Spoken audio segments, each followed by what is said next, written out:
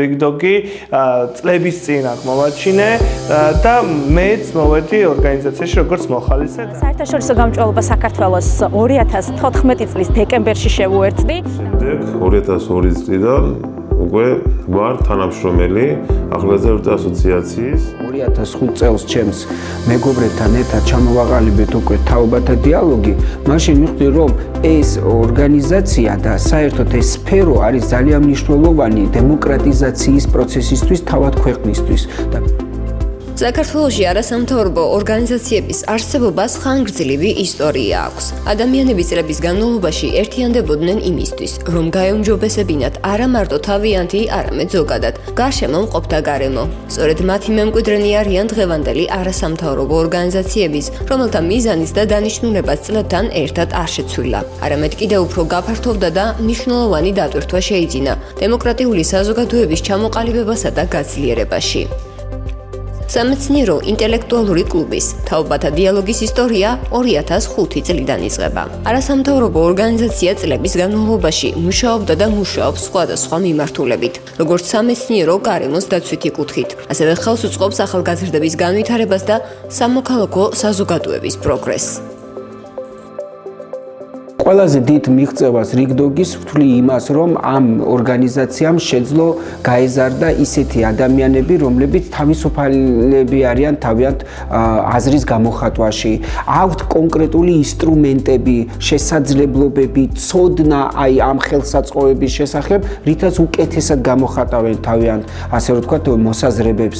ასევე ჩართულები არიან, არ არიან პასიური მოქალაქეები და არიან აქტიური მოქალაქეები და მუდმივად ყველგან ხედავთ მათ ჩართულობას, სვამენ კითხვებს, მოითხოვენ პასუხებს და ყველაზე დიდი მიღწევა რიგდოგის მაინც მიმაჩნია მდგრადობა. აი ეს ინოვაციურობა, რომელიც ამ ორგანიზაციას ახასიათებს, ყველა მის, ასე რომ ვთქვათ, კურს დამთავრებულში ჩანს. რას აკეთებს ზოგადად სამოქალაქო სექტორი?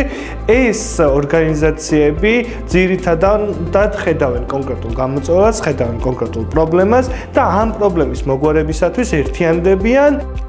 ირაკლი თევზაძე უკვე წლებია თაობათა დიალოგის აქტიური წევრია.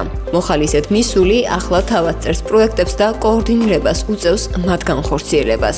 წარმატებული პროექტების ოდენობა მზარდია. თუმცა ირაკლის თქმით, ხშირად მათ მიერ შესრულებული სამუშაოს არ აფიშირება, გარკვეულ სტერეოტიპულ დამოკიდებულებებს ქმნის და არასწორ აზრს თუ შეხედულებას აყალიბებს საზოგადოებაში.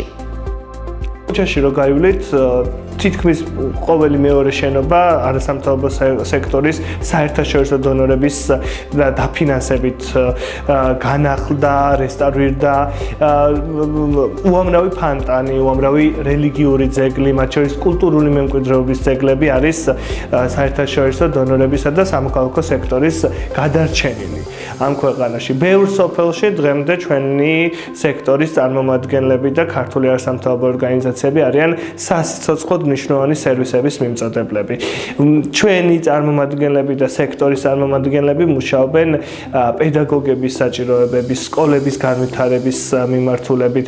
მათ შორის მუშაობენ სპეციალური საგანმანათლებლო საჭიროებებისა და ზოგადად განსაკუთრებული საჭიროების მქონე პირებისთვის ჯანსაღი გარემოს შექმნაზე, მათთვის აუცილებელი და სასიცოცხლოდ მნიშვნელოვანი სერვისების შექმნაზე.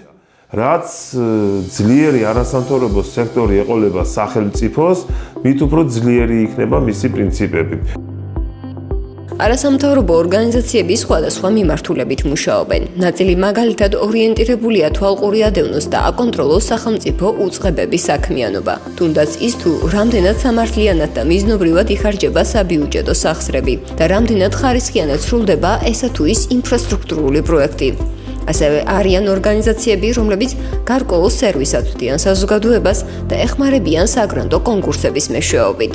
საია, ახალგაზრდა იურისტთა ასოციაცია, ის ორგანიზაცია, რომელიც უკვე წლებია ადამიანის უფლებების დაცვისთვის იბრძვის. ჩვენი სლოგანი ეს არის კანონის უზენაესობა სამართლიანობისათვის, რომ კანონი ყოველთვის უნდა აღსრულდეს. ჩვენ მუშაობთ არაერთ თემატიკაზე, როგორც გითხარით, ეს არის ადამიანის უფლებების დაცვა, ბავშვის უფლებების დაცვა, გარემოს დაცვითი პრობლემები, რომელიც აქტუალურია ბოლო წლებში და საზოგადოებას და მოქალაქეებს შეუძლია ჩვენთან მიიღონ უფასო იურიდიული მომსახურება, რომელშიც შედის თავისთავად საკონსულტაციო მომსახურება, როგორც ინდივიდუალური, ასევე სატელეფონო, მაგრამ მთავარი ეს არის, როგორც აღვნიშნე, ხიდი საზოგადოებასა და სახელმწიფოს შორის, რომელიც სწორედ არა მარტო როგორც თქვი მონიტორინგს ახორციელებს, არამედ სიცოცხლის უნარიანს ხდის საზოგადოების ჩართულობას მმართველობის სფეროში. მაგალითად, საერთაშორისო გამჭვალობა საქართველოს მიზანი გახლავთ ის, რომ აძლიეროს სახელმწიფო ინსტიტუტები გარკვეული მიმართულებებით და ხელი შეუწყოს სწორად ფორმირებას, ასევე კანონის უზენაესობასა და კარგი მმართველობის პრაქტიკის ჩამოყალიბებას. ლელა მოწონელიძე უკვე წლებია საერთაშორისო გამჭვირვალობა საქართველოს თანამშრომელი და ქუთაისის ფილიალის ხელმძღვანელია. ის მისი საქმიანობისა და იმ პროექტების შესახებ გვიყვება, რაც წლების განმავლობაში განახორციელა და ახლაც მუშაობს. მუშაობთ ისეთ მნიშვნელოვან საკითხებზე, როგორიც არის სასამართლო სისტემაში არსებული პრობლემები, საარჩევნო სისტემაში არსებული პრობლემები და ასევე გვაქვს ყველა არჩევნებზე სადამკვირვებლო მისია. ასევე მუშაობთ ადამიანის უფლებებზე და ამ მიზნით ჩვენი ორგანიზაცია სერვისაც აწვდის მოქალაქეებს კონკრეტულად უფასო იურიდიულ დახმარებას. ვცდილობთ ადგილობრივ დონეზე უზრუნველყოთ მოქალაქეთა ჩართულობა გადაწყვეტილების მიღების პროცესში. რატომ ევროკავშირი და რა დადებითი ცვლილებები მოაქვს ჩვენ საზოგადოებაში იმ პროექტებს, რომლებიც დონორების მხრიდან ფინანსდება და ადგილზე არასამთავრობო ორგანიზაციებისა თუ სახელმწიფოს მიერ ხორციელდება? ჩვენ რესპონდენტებს სწორედ ამ კითხვით მივმართეთ. ევროკავშირი წევრი საქართველოს ასოცირდება სამართლიან გარემოსთან, ადამიანის უფლებების დაცვასთან, კარგ ჯანდაცვასა და განათლების სისტემასთან. ხვალინდელი დღის რო იქნება უკეთესი განათლების სისტემა, იქნება უკეთესი ჯანდაცვის სისტემა, იქნება უკეთესი ინფრასტრუქტურა, უკეთესი სასამართლო სისტემა და საერთოდ გაჯანსაღებული გარემო ქვეყანაში. სასოცხლოდ მნიშვნელოვანი სერვისების შექმნაში სწორედ ის თანხები დაიხარჯა, რომელსაც უცხოური დონორები გამოყოფენ. იმ მოტივაციით, რომ საქართველოს დაეხმარონ, საქართველოსთვის სიკეთე გააკეთონ და კეთილდღეობა მოიტანონ იმ ქვეყანაში, რომელშიც სამოქალაქო სექტორი და მათ შორის მოსახლეობის დიდი ნაწილი იბრძვის თავისუფლებისთვის. 1879 წლის 15 მაისს საქართველოს ისტორიაში ერთ-ერთი პირველი არასამთავრობო ორგანიზაცია ქართველთა შორის წერა-კითხვის გამავრცელებელი საზოგადოება შეიქმნა. ისტორია გრძელდება და 145 წლის შემდეგაც არასამთავრობო ორგანიზაციათა უპირველეს მიზანს, სწორედ ქვეყნის წინსვლა და საზოგადოების განვითარება წარმოადგენს.